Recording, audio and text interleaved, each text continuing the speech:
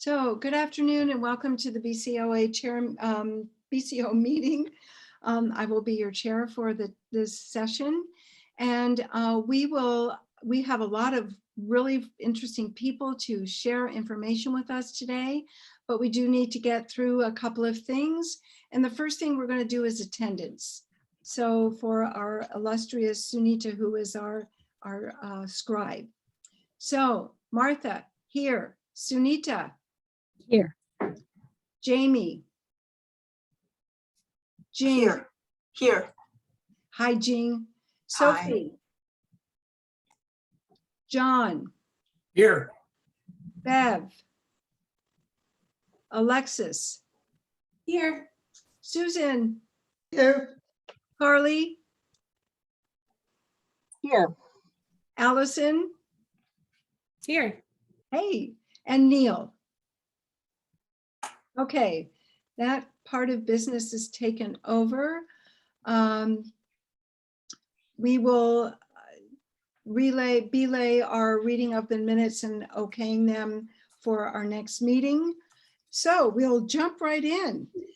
So our first presentation is from the Washington County District Attorney Office, and we have Kevin Barton and Allison Brown. And I invite you both to introduce yourselves, so I don't want to do you an injustice. So welcome, and please, the floor is yours. Thank you, Martha. It's good to be with you all, albeit virtually. My name is Kevin Barton. I'm the district attorney, the elected district attorney for Washington County. Allison and I are both here in the office, but we're in separate rooms. So if we talk over each other, that's why. But I've been the district attorney now. This is coming up on the end of my first term. And before I was elected as the district attorney, I worked as a prosecutor in the DA's office. And I also previously worked in a law firm in Portland, working with assisted living facilities. So I have dealt with issues that your committee addresses in more than one way, the different ways as an attorney. I live in Sherwood. I've got 3 kids. They're all in elementary and middle school. And we are glad to have them back in school this school year. So thank you for having us. Allison? Yeah, hi everyone. My name is Allison Brown and I work with Kevin. I'm a senior deputy district attorney here at the Washington County DA's office. And I've been a prosecutor since 2005. I started off in Lane County down in Eugene, where I went to undergrad and law school. And then I came up to the Washington County DA's office in 2007. Right now, my responsibilities are primarily cases involving vulnerable adults, including elder abuse cases, sexual assault, and sex trafficking cases. So those are my focus areas. Thanks for having us. So there's 2 of us here, and what we thought we would do, we want to be sensitive to your time. So I guess the first question I have is, how long would you like us to talk for, or better yet, when do you want us to stop talking? No longer than 45 minutes. Don't say that to an attorney. We'll take up all the time and then some. We have you slotted for about 20 minutes. Great. So I think what we'll do is we'll speak for about 10, maybe 10 to 15, but we'll leave plenty of time, maybe 5 or 10 for questions, if that sounds good. Allison, great. Allison and I do have a PowerPoint slide. So Allison, if you can start to get that up and running. I'm going to start by speaking and give a general office overview. And then Allison is going to focus in and talk about some of our areas that are specific to vulnerable adults and elder abuse prosecution. So the first slide, if you can go ahead and advance, Allison, is our mission statement. So the mission of the Washington County DA's office is seeking justice and protecting our community. And really what that means, the seeking justice aspect, is doing the right thing for the right reason. And protecting our community is remembering that everything we do has a focus on public safety. Really, the DA's central mission is keeping a safe community for everyone who lives, works, or raises a family in our county. And we've seen what can happen if public safety falls apart in other areas. And so we really want to make sure that we can keep this as a safe county for all of us to just go about and live our daily lives. Allison, can you transfer or advance? And I should tell you too, I minimized the little screen, so it's hard for me to see if someone has a question, but don't hesitate as we're speaking to go ahead and shout a question out, and we'll definitely stop and answer questions and also reserve time at the end. So really, who and what is the DA? You know, and I've talked to a lot of groups about the role of the district attorney and what we do in the DA's office. And what I found is a lot of people have their basis of knowledge about what a prosecutor does or what a DA does from one source. Can anyone guess what that one source might be? Law and Order. Yes, I'm not sure who said it, but Law and Order, TV, movies. In fact, right now, if I were to say to you, you have the right to remain silent, anything you say can, and you could probably all finish that sentence in your mind. And unless you've actually been read your Miranda rights by a police officer, and I'm not asking if that's occurred, but unless that has occurred, you probably got that from television or from the movies. And like everything else in life, Hollywood has a kernel of truth with what they show, but then there's quite a bit of fabrication alongside that. So I thought it might be nice just to start a little bit with, well, who's and what is the DA? So the district attorney in Oregon is an elected position. The main responsibility of the DA is to prosecute state law crimes that happen in the county. So I'm the Washington County DA. I'm actually a state elected official. I'm not a county official. I work within the county prosecuting crimes that happen in Washington County. But I do that for the state. And there's someone like me in Multnomah County and in Clackamas County and Marion and so on and so forth. The DA works alongside other officials such as the independently elected sheriff and all of the city police chiefs. We are independent, though, of all county and state governments. So I don't get any marching orders from the county, from the mayors, from the police, or even from the governor or the attorney general. The district attorney is an independent actor, an independent elected official who works within the county, who's answerable to you, the citizens who vote for the district attorney. And most importantly, in Oregon, unlike other states, the district attorney is a nonpartisan position. So you don't run as a Republican or a Democrat. And if you think about it, it should not matter what your party affiliation might be, because the role of a DA is just to follow the law and to ensure we have public safety. Can you advance, Allison? So here's a snapshot just about our office to give you a sense from a 30,000-foot vantage point, what our office is like. We are the second largest office in the state because our county is the second most populous county in the state. We have about 130 or so employees, roughly 40 lawyers, and the rest of our employees are victim advocates who work with crime victims, helping them through the process. We have support staff, we have management staff, and all of that is to move our mission forward of keeping our community safe. Every year, we serve a little over 12,500 crime victims. These are your neighbors, your friends, and family members from throughout Washington County, victims of crime in the county. We review almost 12,000 cases that come to us every year for us to look at, are there charges that might be appropriate?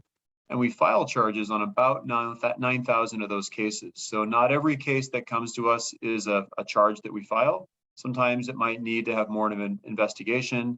Sometimes there may not be enough evidence to prove it to the very high standard called beyond a reasonable doubt, which is our burden in court to prove a crime occurred. We have roughly 300 cases that proceed to trial every year. That's what you think of when you watch TV, you see the trial. COVID has brought that number down for 2020 by about 2/3. So we had about 100 trials during the COVID year of 2020, and we're still struggling to have cases proceed forward because everything takes a little bit longer to separate people and make sure we have adequate social distancing and safeguards. But we've remained open throughout the pandemic. We never went to a virtual approach like some businesses did because we provide an essential service. The police are still out there protecting our community and enforcing the laws. The jail is still open, housing people who need to be put in jail. The courts are open, and so is the DA's office. And then finally, there's a little bit that we do with money, not much, but we do obtain orders for what's called restitution. So if someone were to steal your car, and I hope that does not happen, but if it were to happen and you had an insurance premium you had to pay, and if we caught the person who stole your car, that person would be ordered to pay you back for that premium, to make you whole again. And we also help collect money for child support that might be owed. So this might be a parent who's separated from the other parent and is caring for the children. there's a vested interest in making sure that the children have a roof over their heads, food on the table, clothes on their back, and we help make sure that that happens. So go ahead, Allison, in advance. I wanted you to just be aware of a specialty, the different specialty units that we have in the office. And I'm going to just do a quick overview on this, and then we can go back if people have questions about it. But we have some general practitioners in the office who handle pretty much anything that comes in the door. But we've learned over the years that because some crimes are highly complicated and difficult, and like the crimes on the screen in front of you, child abuse, crimes where juveniles are the ones who've committed the crime, domestic violence where we have two adults who are in a relationship and one injures the other, or even our cold cases where we have unsolved homicides that date back to the late 1960s and early 1970s. We've learned that having specialty units with prosecutors and victim advocates who are trained to address the unique needs of those types of cases is really a best practice to making sure we can continue forward with our mission and protect the community. Allison, can you go ahead and advance? I also wanted to make sure I spent time talking with you about our specialty and treatment courts. I will not talk to you about every one of them on the screen because there are quite a few, but what you see in front of you are an effort to address what I call the root cause of crime. So for example, theft. Sometimes people who commit a theft crime commit that crime because they're greedy and they see something they want and they steal it. But more often than not, especially in our modern age, people who commit a theft crime are dealing with an underlying addiction. And there is an epidemic of addiction that's out of control in Oregon, unfortunately, and nationwide. And we found that having treatment courts that are designed to try and address that underlying addiction can, in many instances, be more successful than simply doing the old approach, which would be just to put somebody in jail or to send somebody to prison. So these treatment courts on your screen in front of you are an effort to try and address that root cause, which ultimately makes our community safer and is a win-win, both for the person who committed the crime and for the victims, both present and future potential victims of crimes. Allison, can you go ahead and advance? I think the last thing I'm going to say before I turn it over to Allison, actually, I think there's 2 slides left for me. The first is this: I wanted to highlight for you something that we've been doing now this is our 6th annual event coming up. I think everyone would agree that our community has never been more polarized than it is today. And we started 6 years ago, actually, with this effort called Building Bridges of Understanding, which is one where we've brought together different diverse community groups, religious and ethnic groups, alongside traditional law enforcement and government groups. We put everyone in a room, or during COVID, a virtual room, and we try and address what can be some complicated issues. Things like, how do we fund our police departments, and what do we want law enforcement to be doing or not to be doing? And it's actually paid great dividends over the years to have this community outreach effort. We have our next event coming up in late October, which will be virtual again. Allison, why don't you go ahead and advance one more slide? And finally, for me, what I wanted to highlight for you is this effort. My personal professional background is before I was elected as the district attorney, I spent 10 years prosecuting and supervising the handling in our office of cases where children are victims. And I have found in my time as a prosecutor and as an attorney, and frankly as a dad, that the more that we can do with our kids when they're younger, the better it will be for our community as a whole. There's actually a phrase called Adverse Childhood Experiences, or ACEs, which is an abbreviation. And essentially it's a body of understanding of science that says that the more negative things that happen to kids, the greater the likelihood that they're going to end up dealing with negative outcomes as an adult, whether it's addiction or mental health or criminal behavior. So we've been working very hard in Washington County, and I'm very excited to say that we're on the verge of doing something tremendous, where we are combining 2 different organizations: our Family Justice Center, which addresses domestic violence, and CARES Northwest, which is a child abuse clinic that addresses violence against children. We're combining them into one central unit, one central location called a Family Peace Center, where the goal is to address all forms of violence that happen in a home, with an idea of hoping to minimize the negative outcomes and helping to keep our community safer. And we've gotten close to $7 million in support awarded to us just a few months ago from the legislature, with overwhelming support from our Washington County mayors toward that effort. So we're very excited about that as a project that we've been working on. I'm now going to turn it over to Allison, who's going to talk more specifically about some of our elder abuse issues and our vulnerable adults issues. All right. Good afternoon again, everybody. I want to start first by talking about our prosecutions of cases involving vulnerable adults and elder abuse individuals. So we've got 6 prosecutors that handle those cases here. So Kevin mentioned earlier that we have teams that do child abuse cases or domestic violence cases. Now those teams specifically do those cases only, but these prosecutors do vulnerable adult and elder abuse cases in addition to their other cases. So it's not the only thing they do, but they have specialized skill and training and knowledge to do those cases. So we've got prosecutors that handle the felony cases and the misdemeanor cases as well. We also have victim advocates that are also specially trained and show interest in working on those cases. And then also what you should know about is we have a multidisciplinary team, and this is actually county-wide. It's led by us, and the members include law enforcement, all the law enforcement agencies, DHS, APS, victim advocates, other community partners that work with elderly individuals. And our goals are to protect elders and adults with disabilities. So anyone 18 or older with a mental disability that would make them extremely vulnerable. And we meet quarterly and we talk about issues that we see, we talk about cases, and really what we want to do is learn and make sure that we can do our best to protect these individuals in the community. And then we also plan trainings and community events where we can get the word out about the work that we're doing, and then also inform the public about the issues that we see, so the public can help us as well protect elders. And here is a picture of me of a group called I Love Hillsborough, and they came in for a sentencing of mine. They actually came in for a presentation as well, but I had to go to court, and they came with me to court to my sentencing, and we talked a little bit about our office and about our prosecutions, and we had a really good time interacting. So I like doing those things. A little bit about what elder abuse and vulnerable adult cases mean.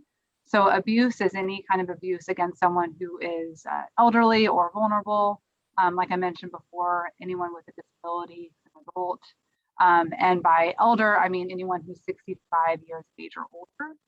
And there are different types of abuse that we see. So physical abuse is probably something that comes to mind, sexual abuse, abandonment and neglect, and then financial exploitation. Financial exploitation is really what we see most common. That's why I put an asterisk next to it. We see a lot of people that take advantage of the finances of the elderly. And then in terms of the perpetrators, unfortunately, most of these individuals are close to the victim, so they gain their trust and they gain the ability to take their money, steal their finances, etc. So we often see either family members, maybe estranged family members, and then sometimes caregivers as well. But as you can see here from the slide, 66% occurs at home as opposed to a care facility. And that is very concerning because there are no safeguards in a home, right? One of the issues we see as well is often similar to a child abuse case. How is this abuse being reported, right? If that person is isolated with a family member or a caregiver that is abusing them in some way. So that is one of the reasons why we like to do outreach and inform the public about these issues.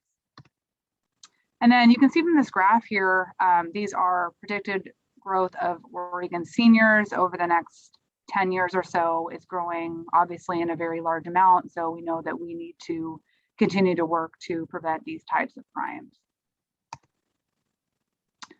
This is a graph of some of the different types of elder abuse, like I mentioned. So financial, primarily the largest, neglect is second, and then physical and verbal. Thankfully, sexual assault is a small portion of what we see. This slide is a little bit old, 2015, but it's really very common with what we're seeing now in terms of the ratio for the different types of abuse. All right, I want to talk a little bit about some of the scams that we've seen recently. First, I'm going to talk about scams that target seniors specifically, and then second, ones that are specific to COVID and the pandemic. So the Social Security Administration imposter scam. These are situations where someone pretends to be from Social Security and they claim that your account or your number has been suspended because of some sort of suspicious activity on your account. And they, adamantly need your financial information. They need your social security number, personal information as soon as possible to help make sure that, you're not the victim of a crime. So every time I do this presentation, afterwards, people will say, that happened to me. I got a call like that too. This is always, a big concern. So be wary of anybody seeking this type of information from you over the phone or online, unless you know who they truly are.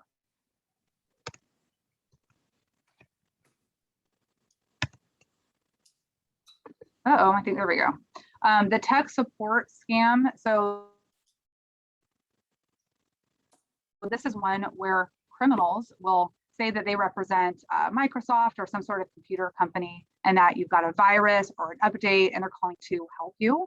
And often what they'll do is, if you give them access to your information or your computer, they'll install some sort of malicious software to steal your personal information, take control of your credit card information, things like that. So again, things to be wary of. What I've seen a lot more recently as well are like text messages or emails, but they want you to click on a link. That's always the big red flag. So be wary of that too. Looks like we've got a question. Yeah, that's not a question. It's just the Social Security imposter is a weekly phone call that I've been getting, and we also get these tech support scam on a weekly basis. Yeah, absolutely. So, for us, we know the difference. We know that it's a scam, but for somebody who's vulnerable, they may not look at things as critically as we do. So yeah, absolutely.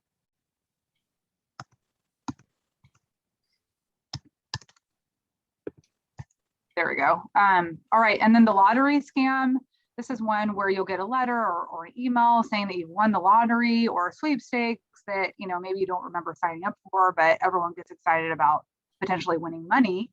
And then they promise to send you something in return for some sort of processing fee, or in return for sending your personal information.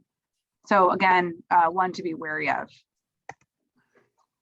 The romance scam, this is a really common one, especially now with social media and with people being more isolated during COVID. So scammers will use social media and dating websites to meet victims, and they'll pretend that they're someone that they're not. They even may engage someone in a significant online relationship and then try to convince that person to send money in the name of love. And people will, of course, send a bunch of money to someone that really isn't who they think it is, and then never end up hearing from that person again. Okay, and then the grandparent scam. This is a really common one too. So basically, scammers are trying to fool you into thinking that your grandchild needs help. They've been injured, arrested, stranded, and they need money immediately. So they'll make it very urgent, saying that they've been arrested, mugged in a hospital, and they need your help and money as soon as possible. So they'll want you to send gift cards or send money or give them your personal information. So every time I do this presentation, someone's had the grandparent scam situation come up. So again, one for seniors to be wary of.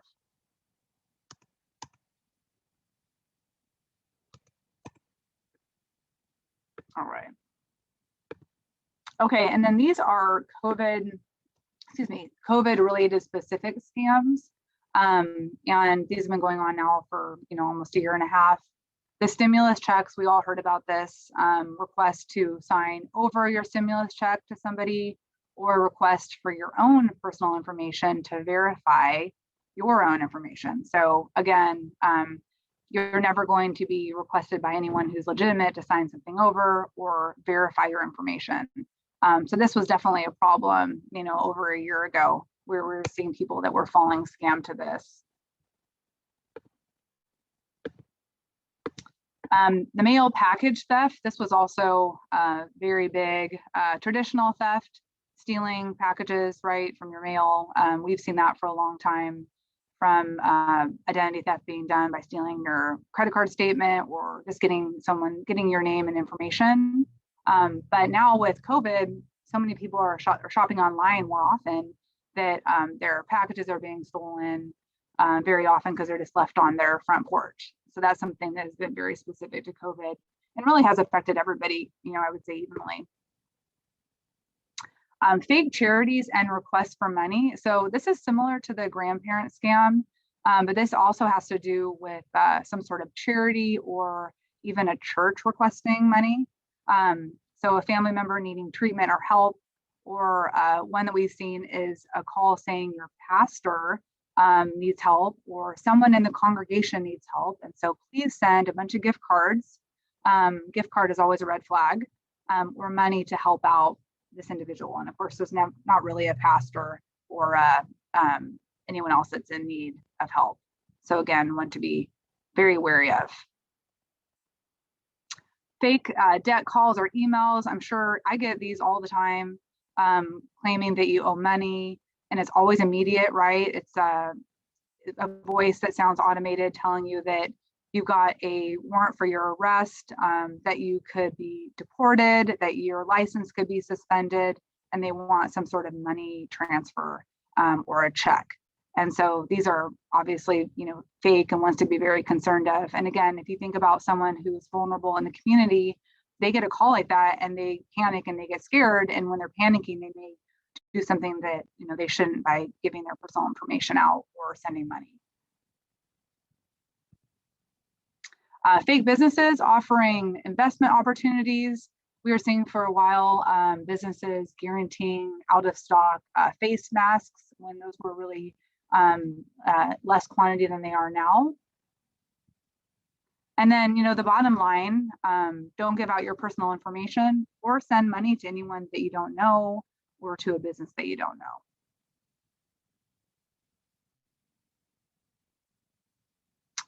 All right, and then these are just some general warning signs for anyone in your life who is a vulnerable adult or elderly, and just some tips or red flags, things to be wary of or watch out for. I always say be wary of strangers. Of course, strangers can have good intentions as well, but often what we see in cases where adults or elderly are victimized is someone out of the blue all of a sudden wants a close relationship. They just show up, maybe don't have a connection, maybe they do, but for whatever reason, at this time, they are wanting a close relationship with that person. So this is something to watch for. If the victim or the elderly individual has unpaid bills or overdue rent, their utilities are being shut off, it doesn't seem like they're getting their basic needs cared for. Maybe they're not getting their medications, things of that nature are all a red flag that maybe someone else has taken over their finances and is not paying their own bills. Any request to access finances of an elderly individual that maybe didn't have that permission before, or a request to sign a power of attorney form. So this is a huge red flag in elder abuse cases. Any power of attorney situation can always be an opportunity to victimize an elderly person. You do not need an attorney to sign these forms or be involved. You can actually just print them off the internet and have someone sign them. So those are always a concern. Hey, Allison, Allison, yeah. Sorry to jump in. Carly just let me know we're a little bit tight on time. So no, I think maybe what we ought to do is maybe open it up to any questions that might be out there, unless you had a few things to wrap it up. Yeah, no, I mean, you guys can see the rest of my slide here. Absolutely. Yeah, that's what's hard sometimes about these virtual presentations, that I can't see anybody. So thanks for letting me know. Okay, so Carly, I'll just turn it back to you. If there's time for questions, we'd be happy to answer them, but whatever you want to do. Well, and Martha, I think that we started a few minutes early, but you're kind of in charge of the agenda. I would say that probably 5 more minutes or so would probably be fine. Yeah, Martha, I think I see an affirmative there. Yes. Yeah, like 5 more minutes. Minutes, couple of questions, and make them questions so your question can apply to other people. Okay.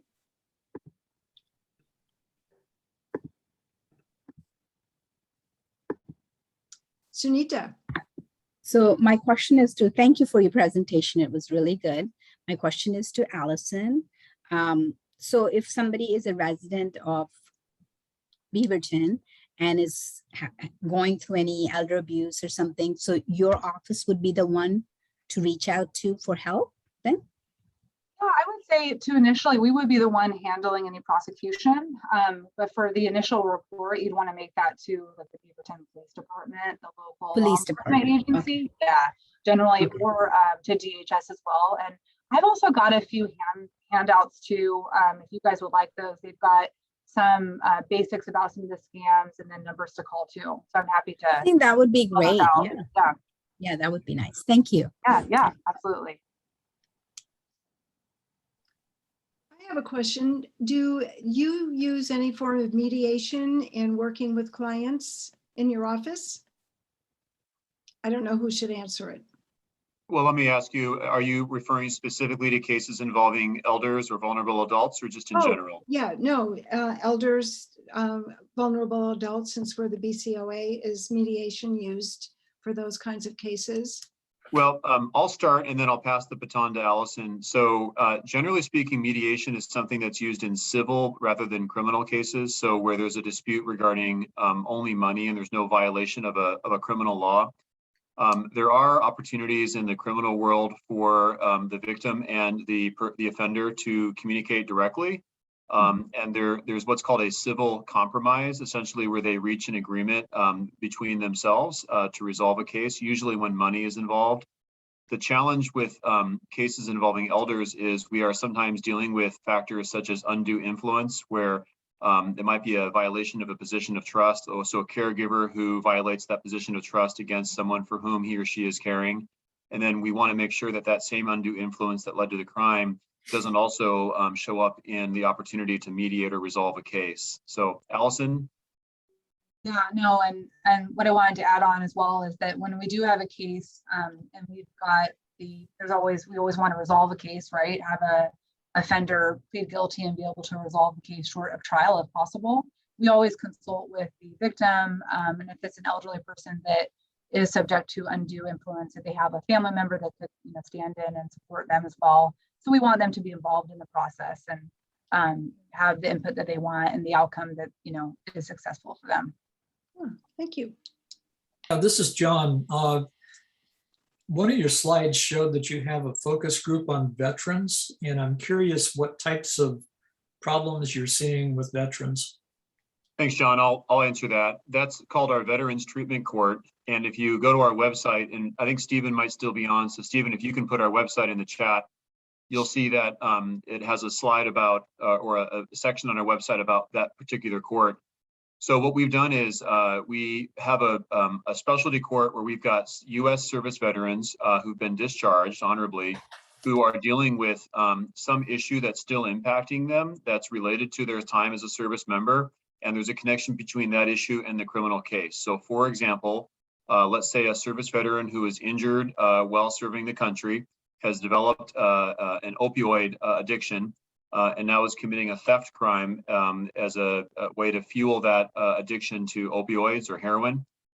We would take that service veteran and give him or her the opportunity to be part of our Veterans Treatment Court, where we could take the resources from the VA and also take kind of a specialized approach that works better with service veterans. So we have, for example, a judge who's a service veteran. We have prosecutors who are service veterans.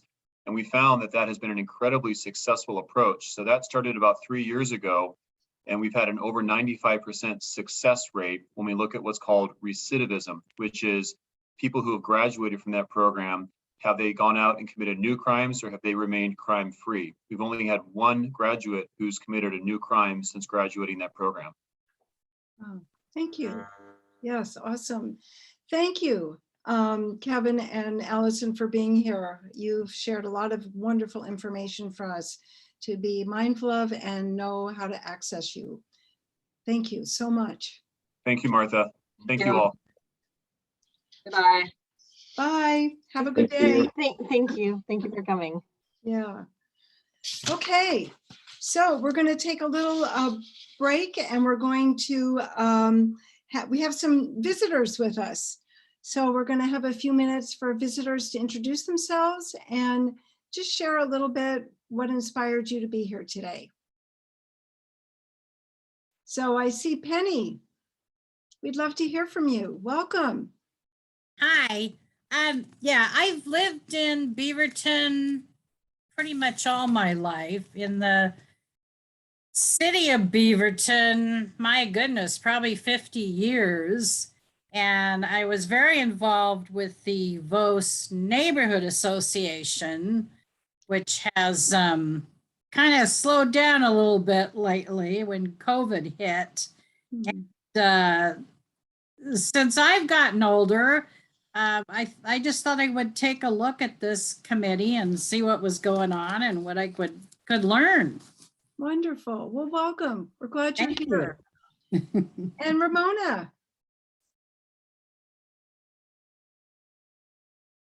Hi, Ramona Crocker, and I am in the Greenway NAC and have been for the last 30 years.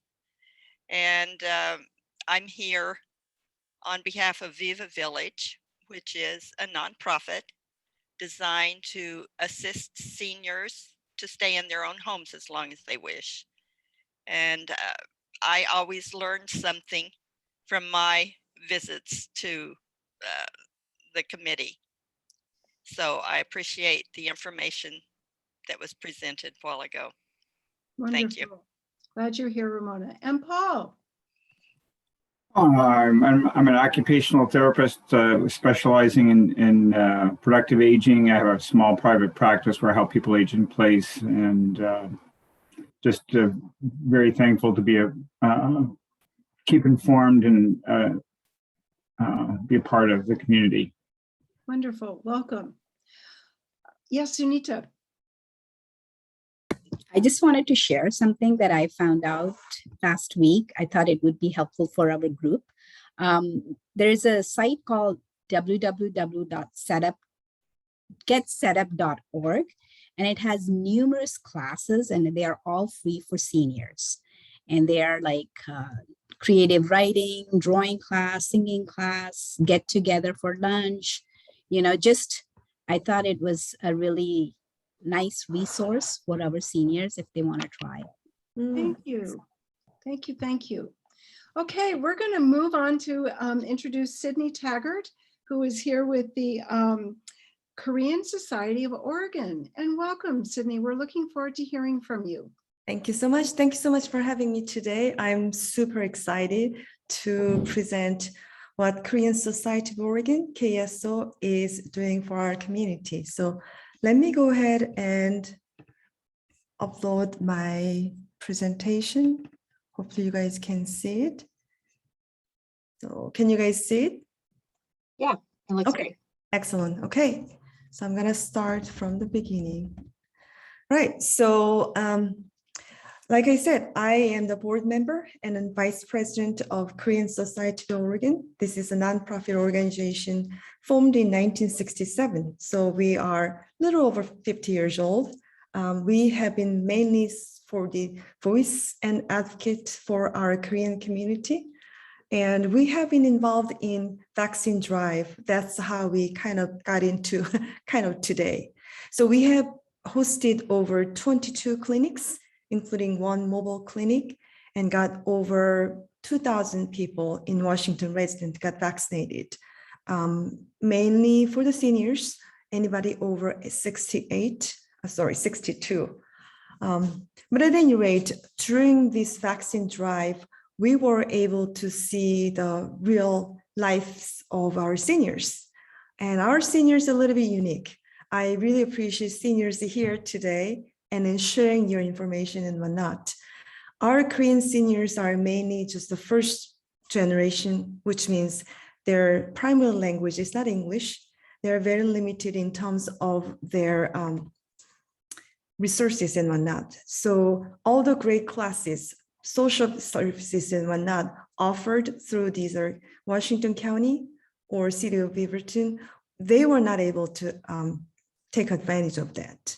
So mainly because it's a language barrier and the resources as well. So what KSO decides to do is we want to do something for our seniors, knowing the fact that this is their last chapter of their lives. So we wanted to make sure that our seniors felt, okay, there is a organization care for us. And we've kind of felt that there's a sense of community as well. And everybody was impacted by COVID, but I think the seniors got impacted severely, more heavily than any other age group. It's mainly because, say, kids were vaccinated, they're now going back to school. People like us, I do have a daytime job, so I got vaccinated, so I went back to work. Seniors, they got vaccinated, probably the first, but they were not able to engage and interact with other people as well. So we wanted to do something, so it's called improve the resilience or recovery, improve their lives. So we create some sort of programs. So the program is two different purposes. Mainly, we want to promote our seniors to going back to normal life or the lifestyles.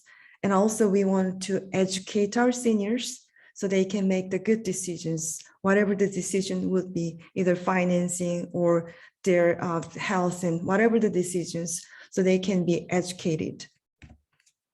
And we were thinking, this is a very small start. This is almost like a beginning of this program. So what we were trying to do is we're gonna offer these programs to our seniors, and then we can, KSO can facilitate this service and a place.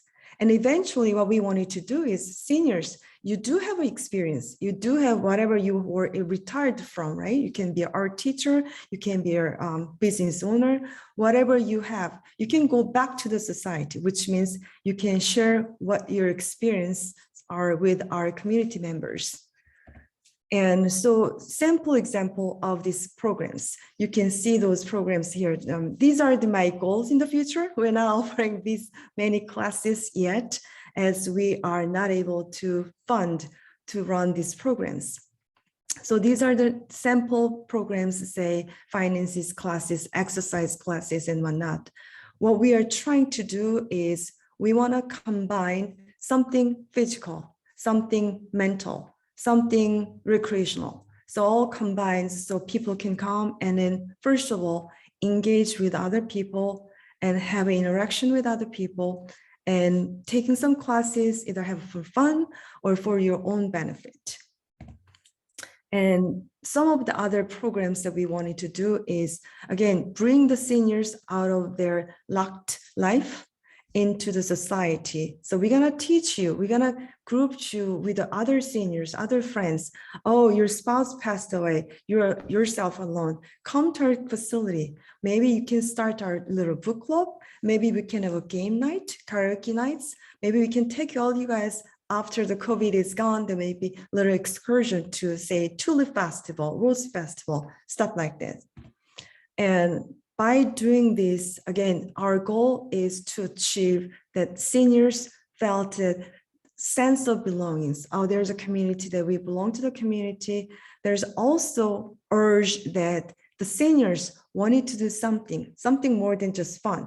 Oh, you want to volunteer your experience, you share with what you have. So bring this back to the society, back to our facility. What we wanted to do is we want to bring our children, especially the underprivileged children or low-income families, so they can come to our facility so we can buddy up with the children and then seniors. So seniors can teach them whatever the skills they have, help them homework, while the children who are expert on this, say, smartphone, computer, and their language probably superb, so they can share.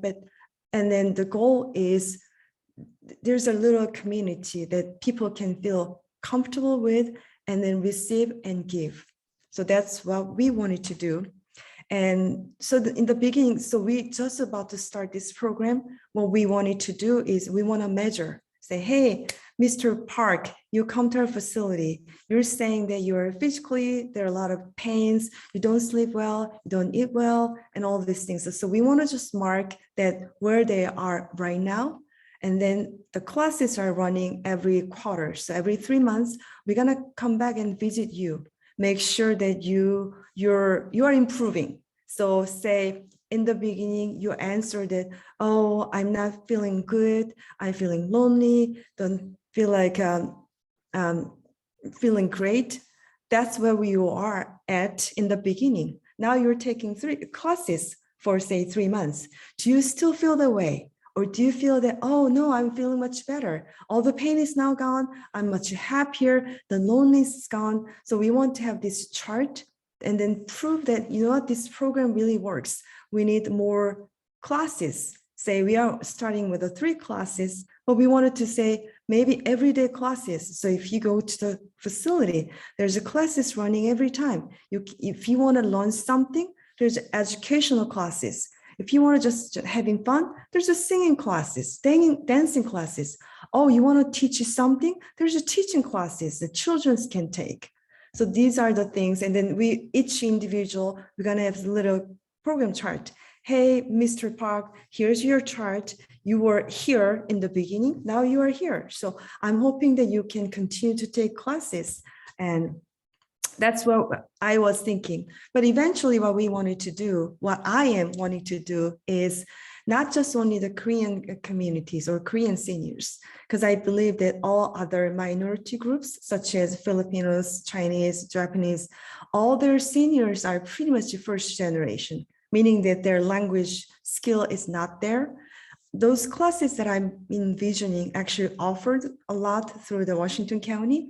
But the problem with our seniors is when they pick up the phone and call someone else that I'm interested in the class, I want to take the class. But if somebody says hello, then they will just hang up the phone.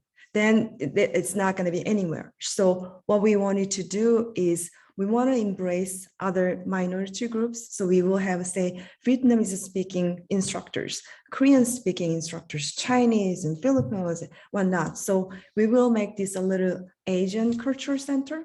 And since, as you guys probably aware, that hate crime is really growing fast in America, and it's really threatening and it's very scary.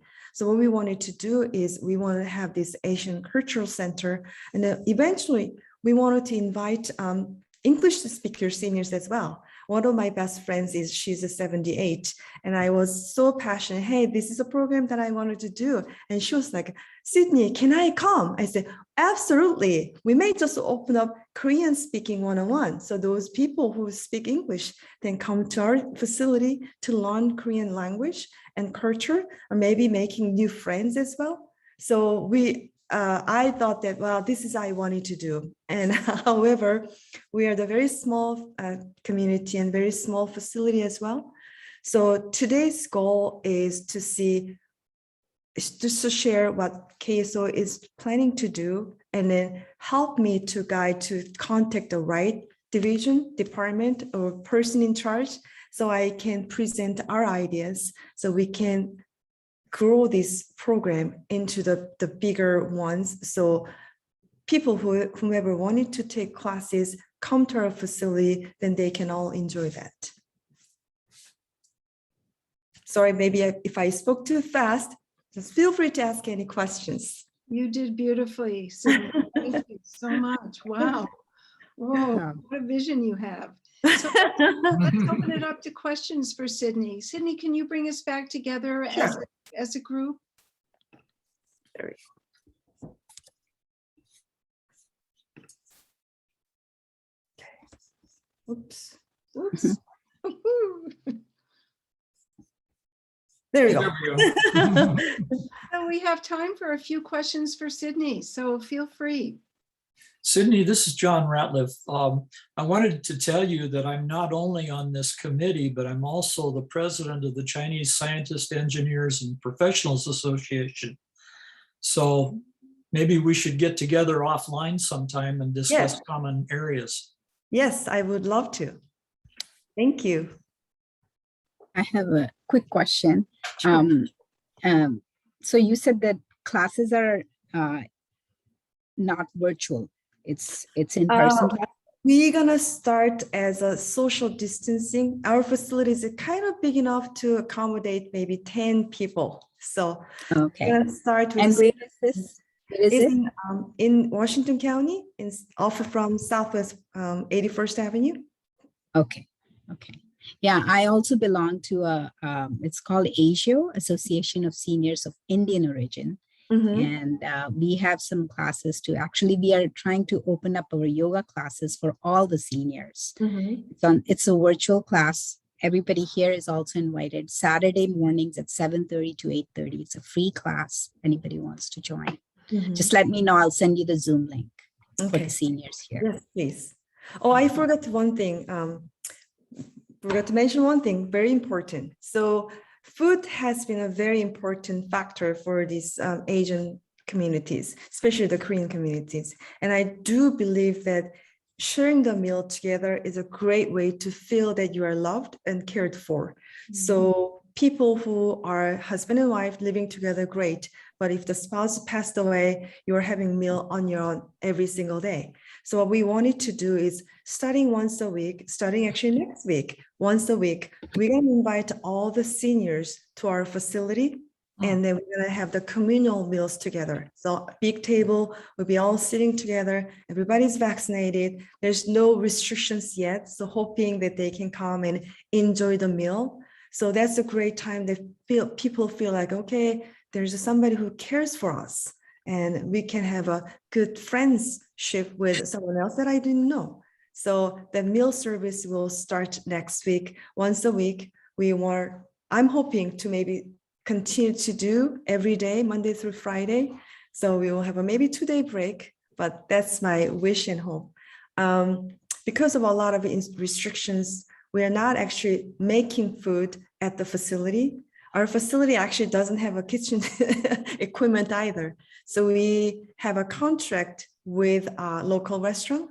So we're gonna kind of alternate, maybe starting Korean food, Chinese food, Indian food, all different kind of food. So the goal is to have the seniors, again, out of their prison cell, so to speak, and meet with other friends, having a meal together and having a great time. So we want to make sure that this last chapter of their lives will be more meaningful and purposeful. So they feel like, okay, I'm glad that we came in America and the KSO really cared for us. So I had a good life. And maybe I can donate what I have, either time, money, whatever it is, and then have some, great memory here while they're here. Oh, thank you so much, Sydney. That just sounds lovely. Oh, thank you. Yeah, well, thank you. And would you put your contact information in the chat so Yes. we know how to keep in touch with you? Yes, please. And then also feel free to let me know, who do I need to speak to? Say, we're thinking about getting some big funding along with maybe the bigger facility. So we actually had a seminar a couple of weeks ago with a City of Beaverton mayor, and she mentioned something about that there are some land or facility that City of Beaverton owns. We are hoping to, this is actually my hope, that maybe we can acquire, say, about to close down schools, has lots of classrooms, kitchen facility, cafeteria, parking lot, stuff like this. So that's my goal. So if you can direct me to who do I need to speak to have that kind of conversation, or hey, there is a grant or funding available through the state or city or county, just direct me to the right department. I'm happy to present all my passionate ideas with them. Great. Well, I'll put and I think, Carley, do you have Sydney's contact info? I have her email address. We can add it to the minutes in an email for everybody. So we have a chore to do. We have things to think about to share with you. Thank you so much. Okay, have a great day. You're welcome to stay or you're welcome to go, whatever you would like, whatever you need to do. Okay, so moving along, we need to review September minutes. Martha, and I think Sunita was raising her hand also. Oh, I'm sorry. Real quick, yeah. Sydney just reminded me, Washington County has a grant that they are giving to seniors of different organizations. Get the name Grandparent something interaction with recreation or something. Mhm. Send me an email. If I get your contact information, I'll send it to you. And it's for everybody here too. If you know any organization who can benefit from this grant. Mhm. I don't know if they're still open or not, but because it was very close when I found Kara Megaril is one of the person who reached out to me. Mhm. And so I will send you the information. Whoever is interested, they can contact me. Excellent. Thank you so much. No Thank you. problem. Wonderful. So our next item on the agenda is to approve our minutes, to review them and then approve them. So are there any reviews, changes that we need to make from anybody? Sounds good. Okay, so now we vote on approving the minutes. Do I hear a, what's it called? Motion. A motion, thank you. I so move that we approve these minutes. Thank you. A second? Thank you, Susan. And now a vote. All in favor, say aye or raise your hand. Aye. Aye. Okay, it looks like our meeting minutes for September have been approved. Yay. Mhm. Woo! New language. It's like a new language and I always forget what it is. Okay, we are, well, we're actually doing pretty well. We are now going to spend about 5+ minutes to get together in our little subcommittees and just bring each other up to date about what's been going on. And then we're going to report back to the large group and figure out where we're going. So, Carley, you're going to divide us? Yes, absolutely. I'm so sorry. Give me 1 second to do that. And so hang tight, just 1 second. We'll hang tight.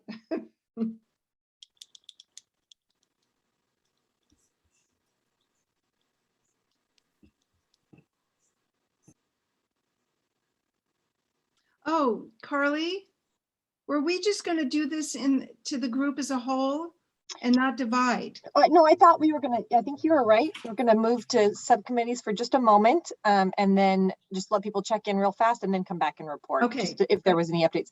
Now, quickly remind me of Sunita and Susan are in the same group with Paul. Is that also? And Beverly and John. Beverly and John, okay. Oh, oops.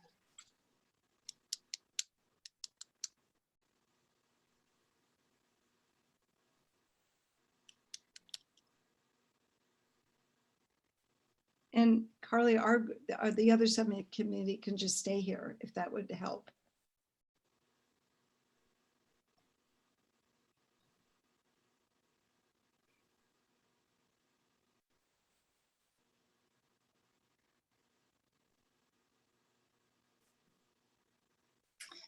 Okay.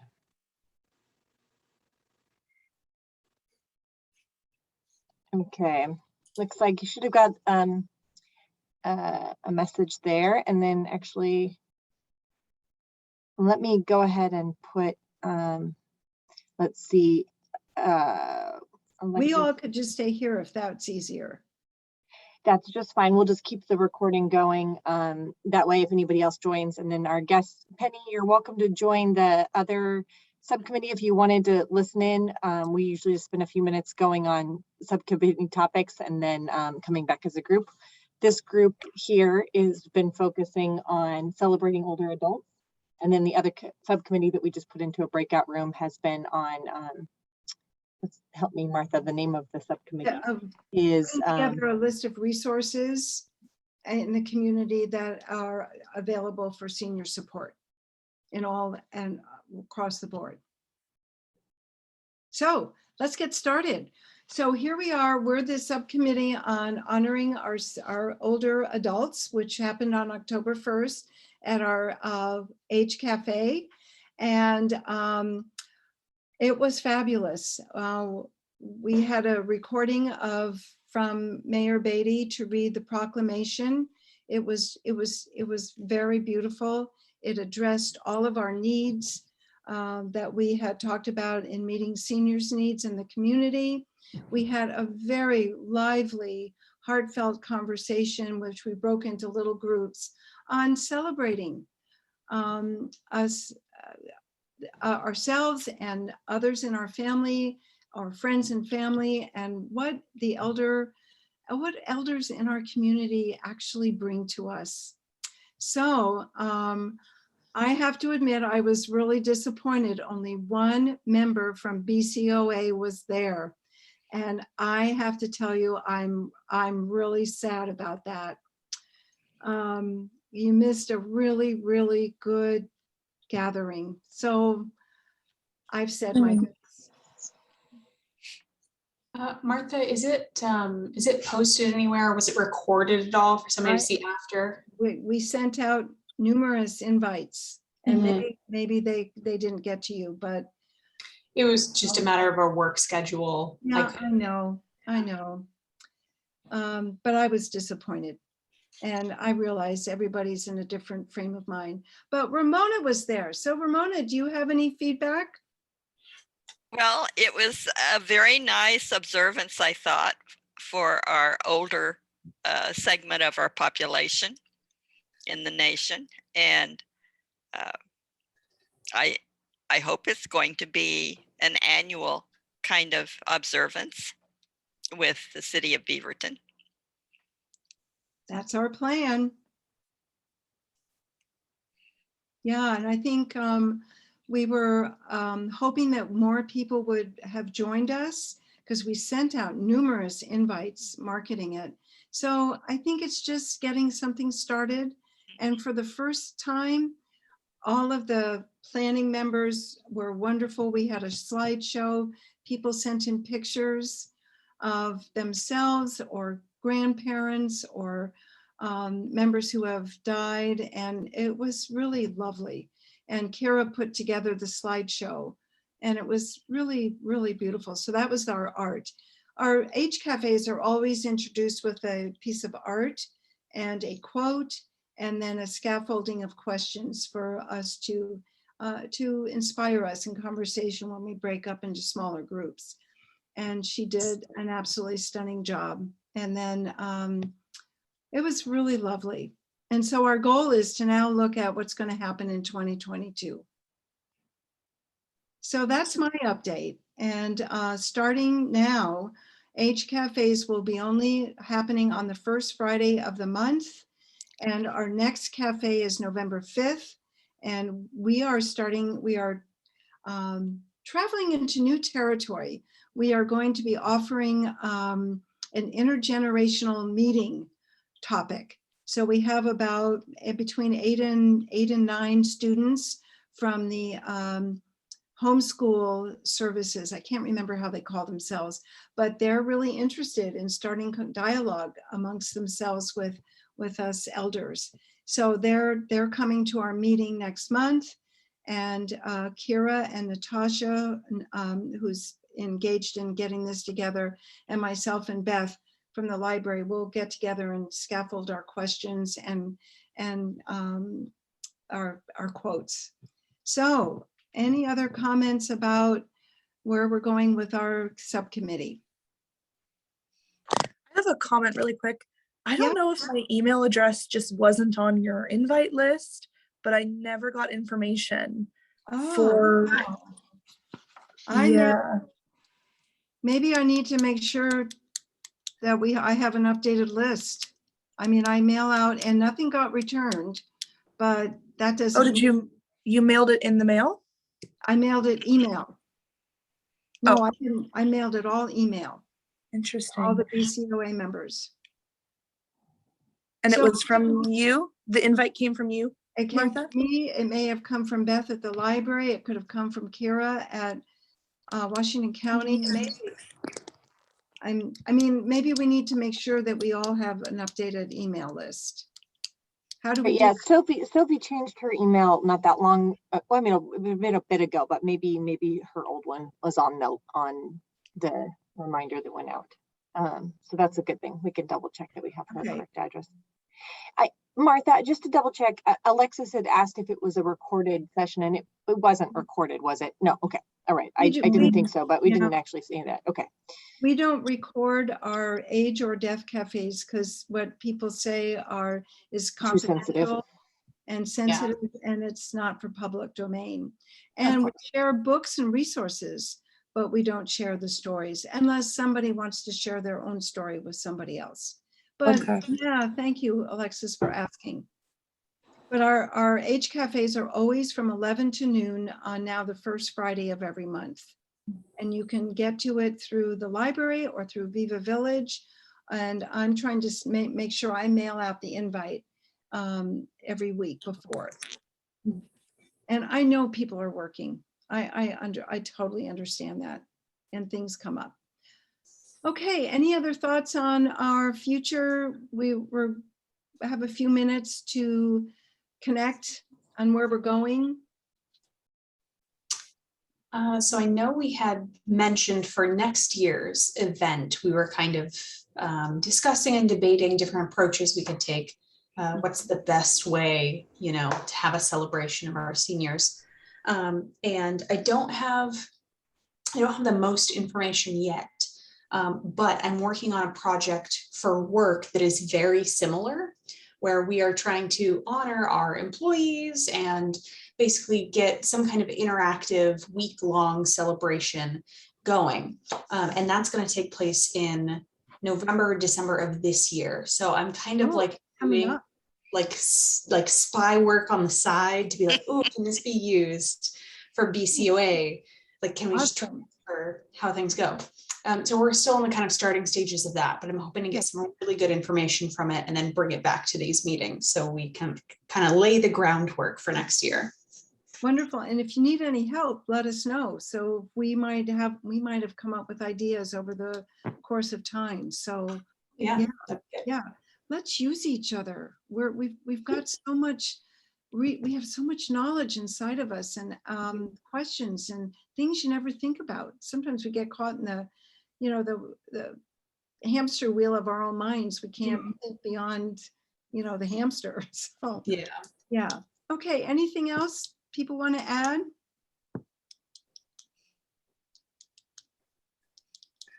The other topic that we have been tossing around is that October 1st is the day of the UN celebration of the older adult or older person. May is the month celebrating the older adult. So we have two opportunities to play around with in terms of what we would like to have happen. Now, I'm not saying we have to fill the month of May, and I'm not saying we have to do both at the same time, but I want us to put that in our thinking caps, planting seeds for an event in October and then maybe an event in May. They're enough apart, and just to keep our thinking caps on. Okay. I think we're done, Carley. We have a lot we've done what I think we need. Ready to report back? Okay. Yeah. Unless I missed something. Okay. Let me pull the others back in. I think they're, oops, hold on one second. Pull it back in. They're going to close and pull them back in just a few seconds. Okay.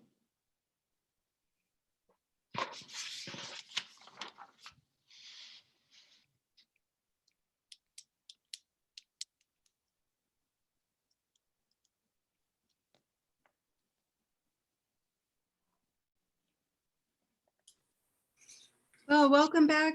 Welcome back. Yeah, we're back. So, subcommittee, who would like to report back to the group on your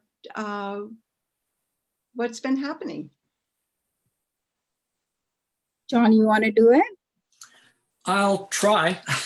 Okay.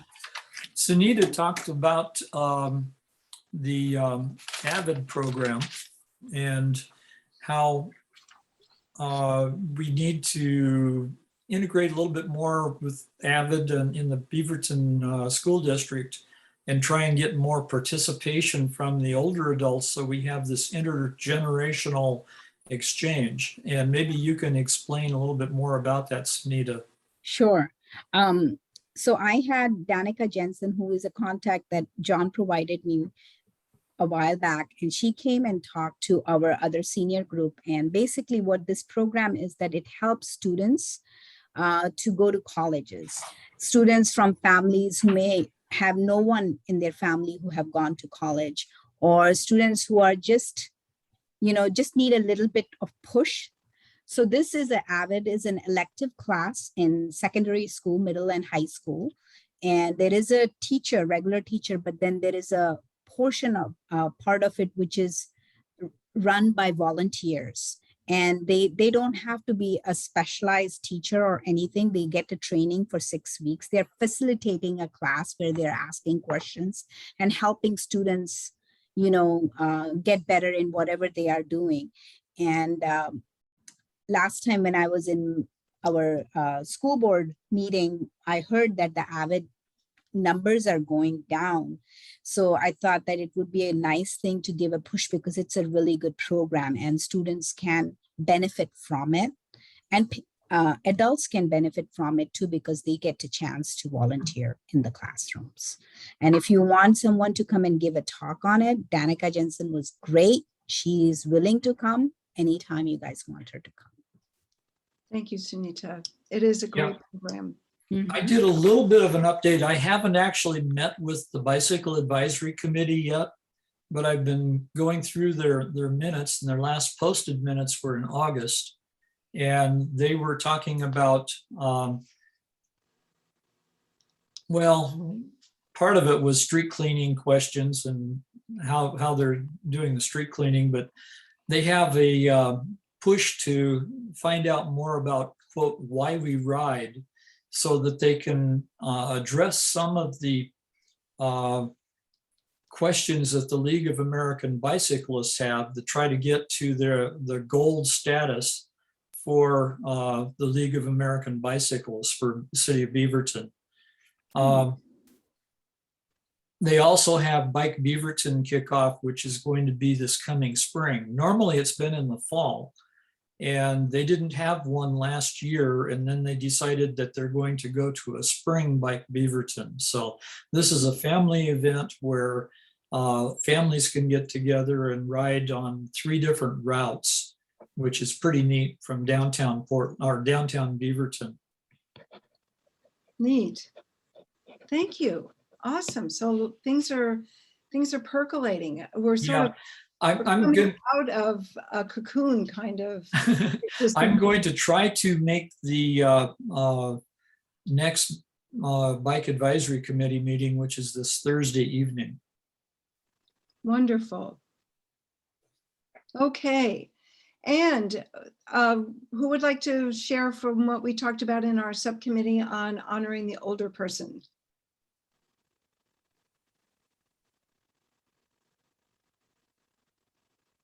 Oh, come on, don't be shy. Okay, Alexis, thank you. So is my mic coming through okay? Yes. Yep. Okay, I was having some trouble with it earlier. So we discussed that earlier this month was the National Day for honoring the older adult. And there was an event that unfortunately not many people from the BCOA specifically were able to go, but it was apparently a very lovely event. And there was a recording of Mayor Beatty, Mayor Beatty, kind of issuing his proclamation, kind of honoring the older adults and kind of giving them their due credit and their kind of due attention. And then there was a great discourse after the fact. People shared some very moving testimonials, and I'm so sorry that I couldn't be there. I will endeavor to make it to the next one. But we also discussed very briefly kind of, okay, what comes next? You know, what's the next year's event for honoring the older adult? And Martha specifically brought up the fact that, so we have a day in October that's like the National Day, and then we have the month of May that is, the month of the older adult. So we can do potentially multiple things, or we could kind of take a multi-pronged approach, depending on how we want to do like a citywide or some kind of event in the next year. So we're going to kind of come from this kind of point where we had one in the kind of COVID limitations all online, and then kind of seeing how we want to do it next year. And if we want to make it a larger event, or if we want to do something smaller, or kind of moving on from here. We're still in kind of the discourse phase for next year's event. Thank you. Well done. And I just want to say that H cafes are now only meeting the first Friday of the month from 11 to noon, and you can access them through the library or Viva Village. And I will continue to send out invites through when I get them from Beth and or Kara. So it's a coordinated effort between the Viva Village, the library, Washington County Dave's program, and BCOA. And this was started by Carley. Yeah. Well, I don't want to take too much credit there. Well, Martha, I appreciate the kudos, but that was most definitely a collaborative effort, yes. in collaboration with the library and the BCOA members. Not. So I just wanted to hats Thanks. off to Carley. Thanks, for being Martha. part of that. Yeah, absolutely. Okay, so there we are. And any other comments or questions around our subcommittees? Yes, Alexis. Sorry, it is a question, but it doesn't directly have to do with our subcommittee. Should I wait until later? No, go for it. So I know things are, a little bit difficult still with COVID and Delta and whatever variant comes next. But I was thinking today that we've had all of these meetings and I've never actually met any of you face to face, because this is my first year being on any kind of committee. Do we have any plan or any discussion yet about when meetings are going to come back to a face-to-face standpoint, or are we going to kind of be in this realm for a little bit, do we think? Oh, take it away. That is part of, that's actually, your question fits into the update for my part, Alexis. So I'll just answer that as I give my update. Okay.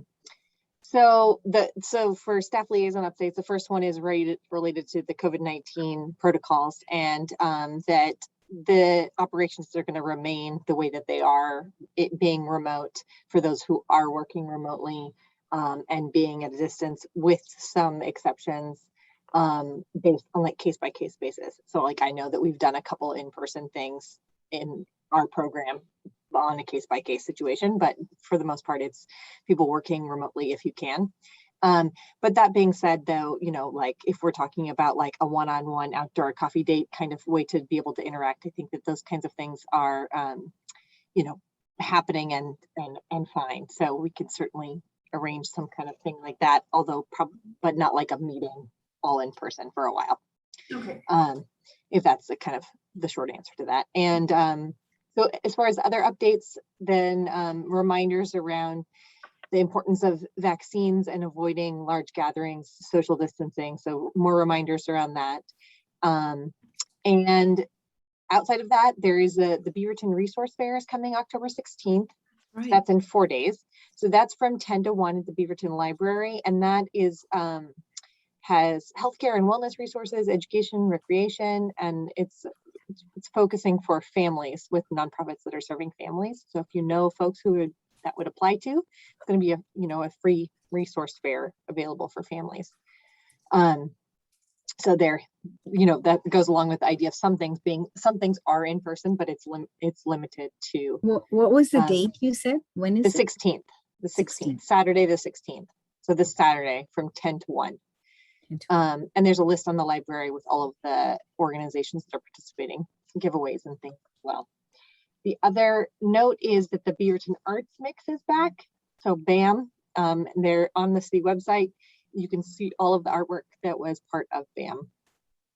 There were only over 200 pieces of artwork in that. Whoa. So that's the update from staff liaison side of things.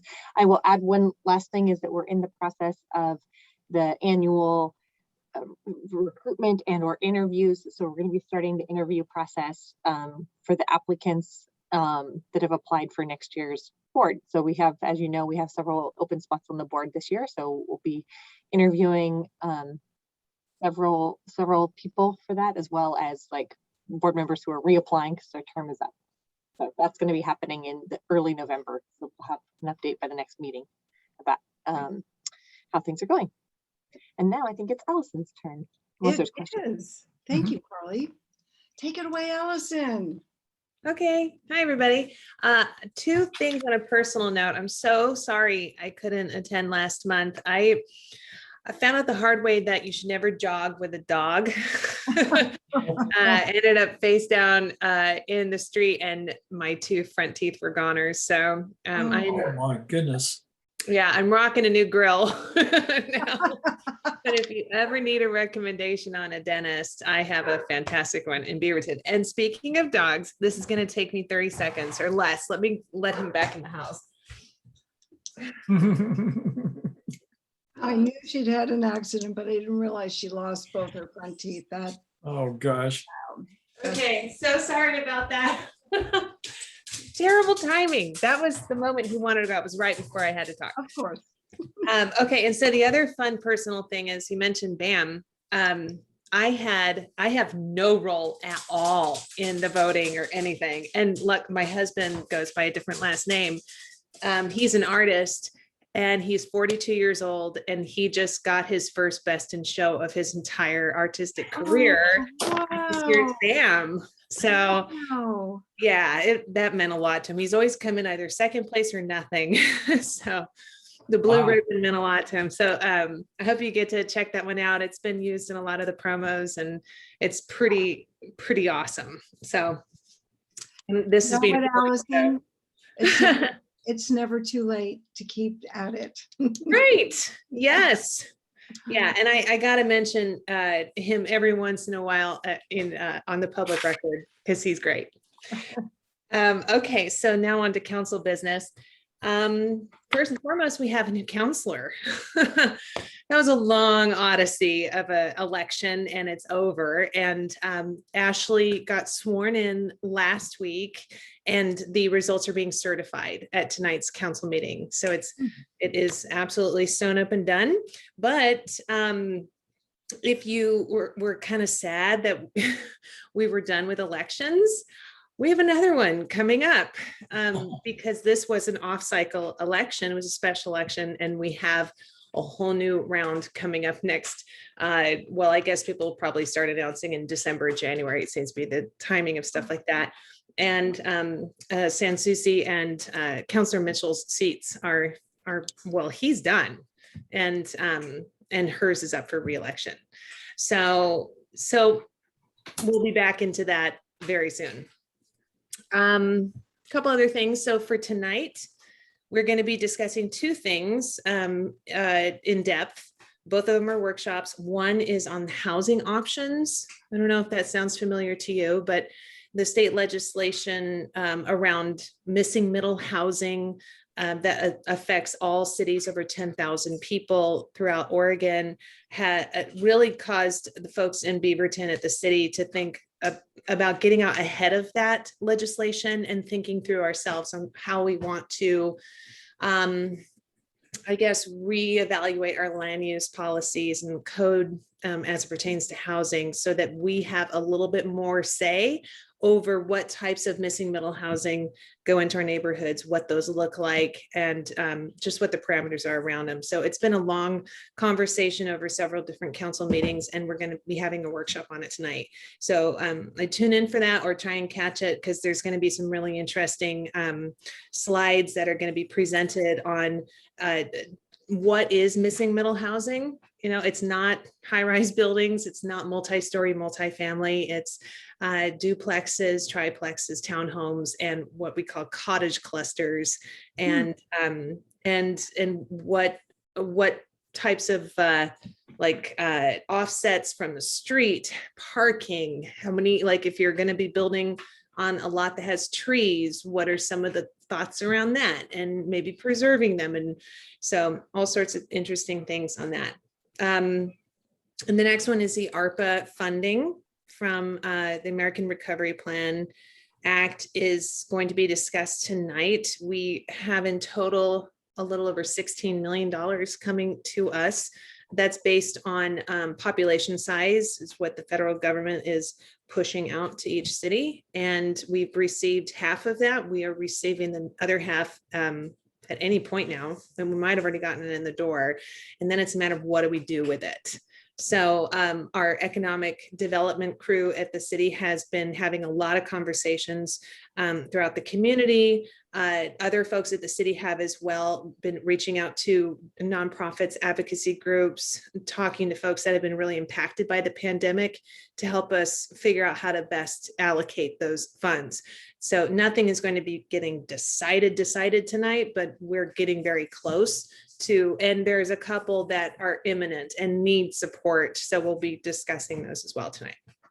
And then let's see, I have got one thing from our last city council meeting is open Air Beaverton. So this was, let's see here. It started in the pandemic of trying to help our small businesses continue to make money when they couldn't have people inside their restaurants. And so we went to this model of having like the first street dining commons and allowing folks to have seating like in a parking spot on the side of the street. All of this being primarily in that old town section of Beaverton, where Restaurant Row is. And it's been very, very, very popular. A lot of people have responded to all sorts of studies that or surveys that the city has sent out asking if they like it. The response has been pretty overwhelming that people do, and the businesses really love it too. And so the idea then was, well, does it end when the pandemic does, or are we looking at a new normal, something that will be just another value add for folks that are out in our community? And the answer, I think, is yes. So then it's a matter of codifying it and putting in some guardrails around it, like ADA access, and making sure that these platforms or any kinds of structures that the businesses want to create are going to be up to code and safe and durable, and other considerations like that. We've heard from the business community that they did not want that starting anytime soon because, of course, there's permitting fees and other things associated with that make it so it's not exactly free to do this. And so what we decided last week is that we are going to enact it, but put a pause for anyone that's already got an existing setup going and they're an existing business in the area, and they have until next September before they have to come into compliance. New businesses coming into the area like Sizzle Pie or others that are interested in starting one will have to go through the process. So it'll all get worked out to where everyone is eventually in compliance, but we are going to give a break to businesses that are still just trying to get their feet under them. And and then the last two things is the Book Corner project. I might have heard from some of you on this committee. I heard from a lot of people. People were not excited about this project. This was the one on 5th Street, directly across from the Central Park. That was where the Book Corner currently is. Developer who owns the parcel next to it had approached the city to purchase that parcel, redevelop it into multifamily housing. And of course, the Friends of the Library and the Book Corner would be displaced. The idea was to move that into the library, use the proceeds from the city for the library. And it was put before council a couple of weeks ago to vote on that. And I presented a bunch of reasons why I didn't think it should happen. And we got 100% approval on council that we were not going to move forward with a sale. So what that means is that the Book Corner is safe. Those trees are safe. Friends of the Library still has the house that they want to remain in, at least for the time being. And just to have a voice at the table if and when we decide that we do want to do something different with that, because it's a city-owned parcel directly across the street from one of the crown jewels of Beaverton. So another reason to keep it. And after a cooling off period, maybe we approach the owner of the lot next to it and we buy that one. And then we've got a great lot adjacent to the park and all of that. So I was really excited about that. And if I don't do anything else when I'm on council, I'll look back and be really proud that that happened. And that's a direct result of all of the feedback that that we received on that. So if you see something in the city that you are concerned about, be loud about it, email, phone calls, show up to things. It does make a difference. And then One more. Okay, go. just one last one. There's 3 things for you to have on your radar, 3 meetings. The first one is THPRD, and the city of Portland are going to have a meeting of the minds. And it's been over 5 years since that happened. I don't know exactly what the date is on that, but it's going to be this fall. I will figure that out. City of Portland or City of Beaverton? City of Beaverton. Did I say City of Portland? Yes. Oh, sorry, I was on another call earlier talking about City of Portland. City of Beaverton and THP are going to be meeting to talk about what that relationship looks like, because it is a little unique to have a parks district that is not within the city. And we just have to keep that relationship really fresh and all the connections there just up to date. And there's a lot of new folks serving on either side. So that'll be a good discussion. I'm looking forward to that. And the other 2 things is we have supplemental budget, which is coming up in November. And November 15th is the public hearing around that. And the supplemental budget is essentially kind of like a midway through pause to make sure that everything is being funded appropriately, and discussions around contingency or reevaluating certain things. So that's always an important one to be dialed into. And then the last one is the council is going to have a retreat in December on the 11th. Now that we have a full council, we're going to come together and start talking about what next year looks like, and council goals and interests that everyone has, and come together and start working together in our new form. So that's what I got. I know that was a lot. If anyone has any questions, I'm happy to take them. And of course, you're always welcome to email or call me offline too. Okay, one quick question, Ramona. Allison, could you refresh at least my memory as to what the status of the community center is relative to the talk about tearing it down and building an apartment building there? So the community center, which was known as Project C for a long time, because it was the 3rd of 3 projects to use the Metro Affordable Housing bond money, is now called the Senior Affordable Housing Center. And the city is continuing to move forward with looking at the displaced features of the community center, one being the emergency shelter and the other being the garden space that's next to it, and then the third being community space itself. Those were the 3 things that I was very concerned about, that I've heard a lot of concern about. And I know that those 3 things are all happening kind of separate from each other because they're very different in nature. We're in conversations with THPRD to take over all community gardens so that they will be the stewards of them, and also to plan out where we can have new ones and make sure that there's they're just sprinkled evenly in a balanced way around the city.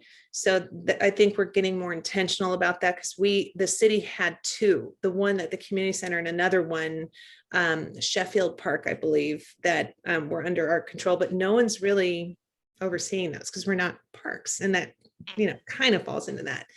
The community space is one that that's the one I've seen the least amount of movement on in terms of what it would look like to have large format venues available for the public to use, because we do have a deficit of those types of spaces.